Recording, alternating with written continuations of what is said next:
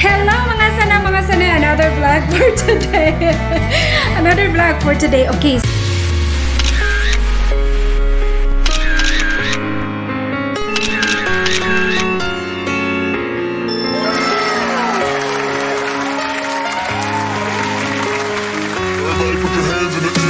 So, thank you so much for watching again, and I greatly appreciate you all. So, by the way, for this vlog, another vlog, I'm just gonna go this way.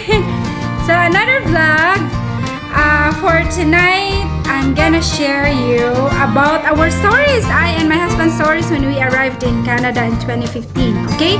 So, mga sana, sa ako nag-ingon sa last vlog na ko nga, maski unsa pay position nimo sa atong home country, maski unsa pay position nato sa home country, like, anak, can you lower the volume a bit?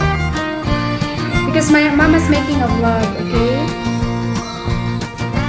My daughter is watching TV, okay? So, mga sana, so pag-abot na ako diri og sa akong bana in 2015, it was June 18. So we have been here 2015, 16, 17, 18. So 6 years. More than 6 years. Okay, so pag-abot na mo diri sa Canada, akong bana na siya experience kanang something site engineer siya sa Pilipinas, sa Cebu, pero nag-work pa siya sa Singapore as a safety supervisor, something like that. Okay, so and then ako nag-work sa Pilipinas, I was a teacher, and then I was a teacher for 2 years, 3 years, more than 3 years I think. Then I worked in the call center company, but I just stay there for, I only worked there for I think for 6 months, and not even 6 months. And I decided to go or look for a job abroad. It was just because I want to grow. I really wanted to grow that time. I didn't want to just stay I want something. I wanted something to happen. Okay, so so as mentioned, I traveled Dubai in 2012, and then I stayed there for a month. And then katong sa lain na akong mga vlog na ni-travel ko Dubai, and nag-work ko for just like really nice country, and I hope to visit there again. The thing is, it was just na culture, na-shock man siguro ko sa weather. It was too hot, and the nature of the work also was not really kanang fun. It was not the way I expected to do. So so after a few days of working, and I decided to stop, and then decided because that time akong bana, we were still girlfriend and boyfriend or something like that. Okay, so something like that. So boyfriend and girlfriend. So mo ni siya, so ang among gibuhat, so I decided, I went to Dubai in June of 2012, and June 2012, and decided to travel Singapore 20 that's in July. Okay, so from Dubai I traveled Singapore. Okay, and I'm so thankful for those people who helped me, and my relatives and all, financially and everything. Okay. So and I was so grateful for Pau Pau as well, because he was very he has been so supportive. When I have a plans, he's so good. Okay, my husband is really good. No question. No question. Okay, so in 2012, I decided in July I decided to travel to Singapore to look for a job, and then fortunately I found a job before. Wow. I think a few weeks later, like maybe 2 weeks later, I found a job. 2 weeks later, since I arrived in Singapore. Okay, so it was really good. I like Singapore and everything, and I highly recommend you, mga sana, if you want to travel in Asia, I would rather suggest you, mga sana, to travel Singapore. It's a really nice country, and it's very, it's nice country. Okay, so it's clean and all, so no question. Are you okay? Okay, so the best place to go in Singapore is Are you sure about that? everywhere in Singapore are really good. Yeah, okay, so best. Okay, so now, so we work in Singapore, and my husband also worked in Singapore for a few years before coming to Canada, and we decided to settle in Canada after our wedding. And so when we came to Canada, it was not really what we expected to. I mean, nakabalo na mi kung unsay among siguro nakabalo na mi kung unsay among maabtan diri pero it was not kanang kuan ba to the extent nga kuan. So pag abot mo diri sa amoang sa Alberta, Edmonton, Alberta, we decided to be in Canada. In Alberta, Edmonton, Alberta, because our relatives are here, and also might as well want to stay with them, and at least if we have a problem, we have problems, then we have relatives to call, okay?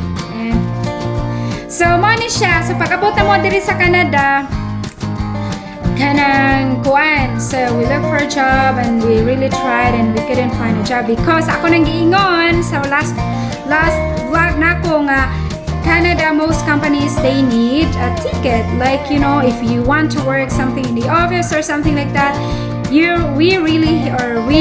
new immigrants have to study. Okay, so we have to have, we need to have our ticket or a certificate or diploma, something like that, for us to apply for a job that we really want.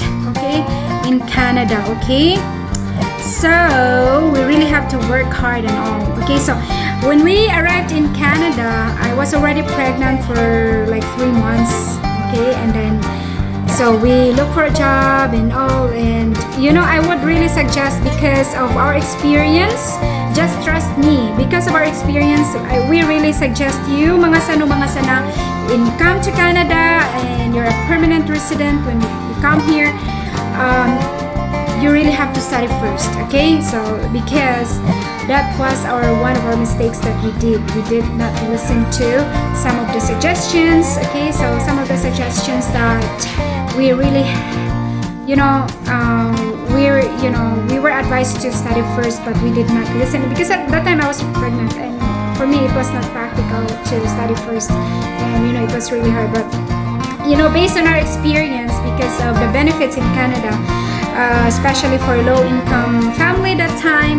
So until now, Canada is offering for low-income, and the government really they help us and support us. Okay, but so I decided to just not to go to school and work. So our first job in Canada, my husband's job was in Walmart. Okay, he was working in Walmart night shift. Okay, as like kana bang magkuan ba, magbutang og mag-refill og mga goods na gibigay sa Walmart. And ako my first job was, we were so happy that time kay nakikita mi work kay for how many companies namong gi-applyan ba niya, sa na-happy mi kay nadawat na mi kay wa mi experience sa Pilipinas og kanang kuan. So ako na okay ra ko kay nakakuan man ko, pero ako ba na siya experience. So he was so happy nga nakakita siya, nagdawat siya sa Walmart. Okay, so ang akong first job po, that's normal. You know what, mga sano, that's really normal here when you come to Canada. Even your doctors or nurses or lawyer in the Philippines or home country really have to start. Okay, so mo na siya ang first job nga among na-play niya. At that time also, oil and gas was not already good that time. Okay, there was already a recession, and oil market was not really good at that time already. Okay, so that's the reason why it was so hard for us to look for a job as well. So we ended up, my husband worked at Walmart, and also worked at Starbucks, okay, as barista or something like that. So but not really. For me, I only worked like a few months. I think it's just because it was getting colder, because we arrived here in June of 2018, and 2017, May 2015, June 2015. And then we did, that time when we arrived, it was so hard when you have no car in Canada because kanang bisag dora ang kuan ba, bisag dora imong workplace, madugay ka wa may ang kasagaran diri sa mga company, wala mga company, mga tao kailangan jud siya og may car. To own a car is very kanang necessary in Canada. You know what? Why? Because kanang seldom ra ang mga buses, like especially kung walay klase, siguro mag-wait tag 30 minutes, 20 minutes outside, especially kung it's winter. So it's kanang really cold outside because we even reached to negative 50, negative 55. It's really cold. It's really cold outside, especially in winter, okay?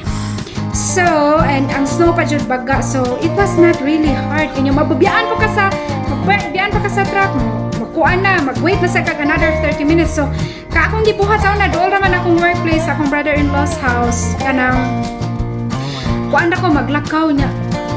Tungod sa akong kadakong tiyan na mga sano. Kuan ako kay perting sakit akong tiil kay kana bang magbarog ta niya kanang dako na bitaw akong tiyan niya. Mag-walk pag yun tayo nigato niya. Tugnaw pag yun kaayo. Kanang tugnaw na ba? Feel ako tugnaw. Abot ya dali na mo June kay summer to siya, init sila.